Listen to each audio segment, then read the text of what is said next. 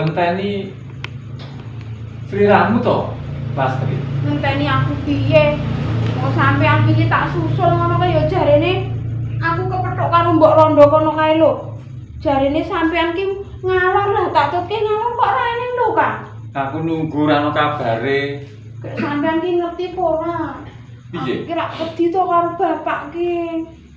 Yo awake dhewe iki sesambanan wis suwe to. Ayo wis suwe, aku yo ngerti yen aku ki tresno banget karo sampean, Kakang. Iya, aku yo percaya. Ning piye meneh nek bapakmu ora ngolehke njur kepiye? Ning kepiye yo, Kang? Kok abot to yo, Kang? Abot, aku yo wedi. Ning kepiye meneh wong aku tresno karo sampean, Kang. Dadi ngene yo, Kang. Iya, piye? Mbok sing kepiye wae katresnan iki lak yo tulus to kan kok atimu ning aku. Yo nek aku ki tresnane lahir batin, Lastri. Ngene lho, Kang.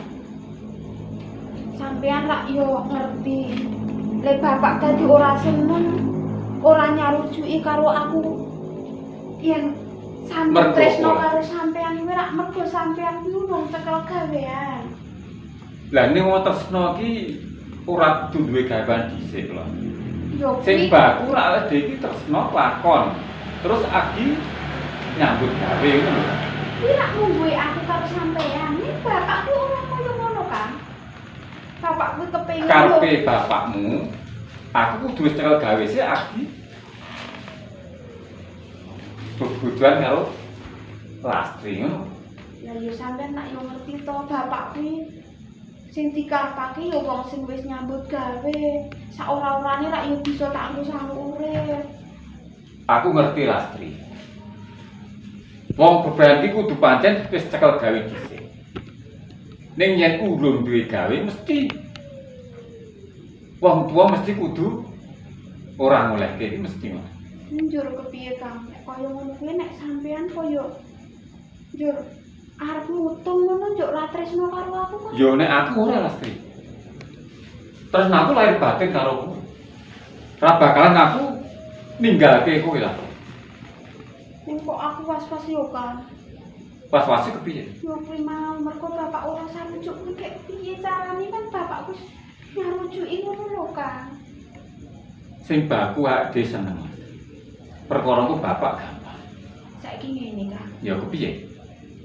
Arep kopi kepiye wae wong pancen aku ki tresno karo sampean. Iya. Tresnaku sing ana sak jroning atiku yo mung Kakang. Aku percaya.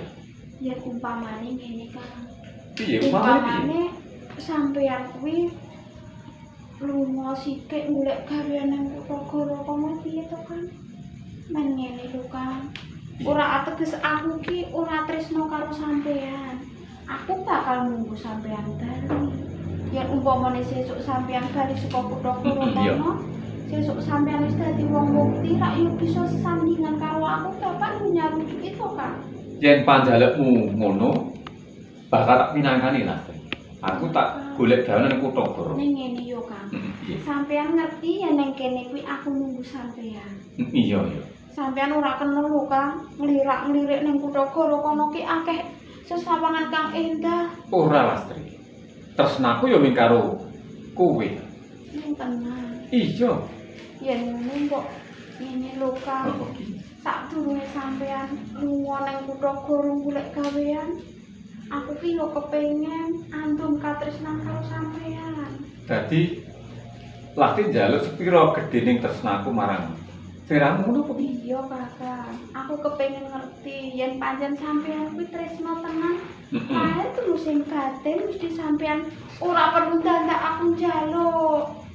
Oh yen panjaluk ngono tak pinangkani Lastri. Rembulane sumunar dadari lintang-lintang angepai tawang.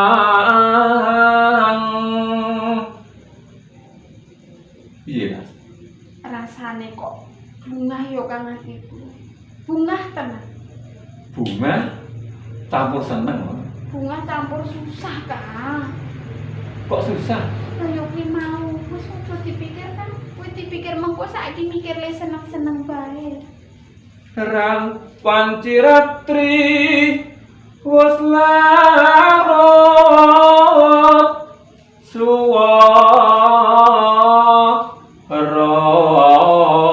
angin sumribit midit.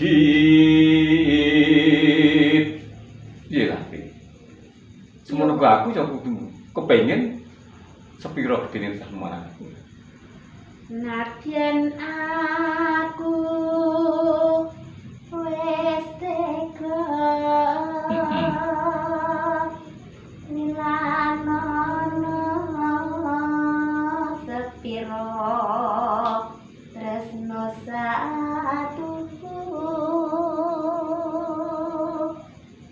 kutasan among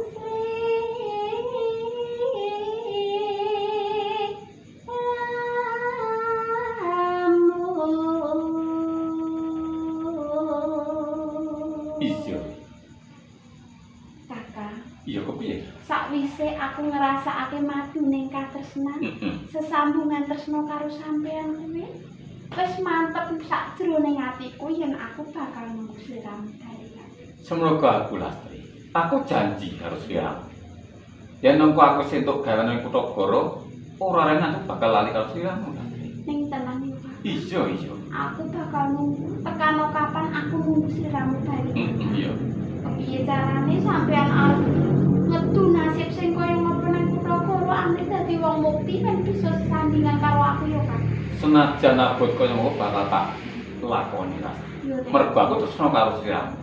Yo nek ngono kan, aku mau tak min pamit sedhela karo Iya. Bapak. Nek ngerti aku ketemu karo sampean ndak mengko dadi perkara gedhe. Saiki sampean sing hati-hati ning dalan Ya wis. Bapak.